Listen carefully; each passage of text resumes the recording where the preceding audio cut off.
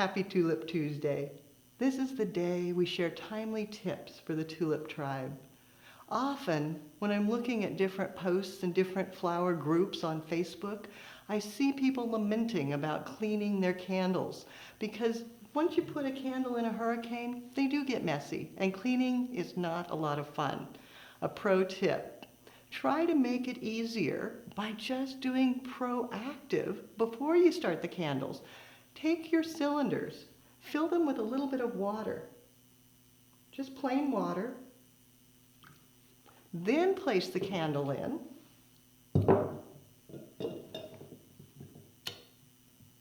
Now when you light it, if the wax does spill, it just ends up in the water. That way when you take it out, pour the water out, the wax pours out too.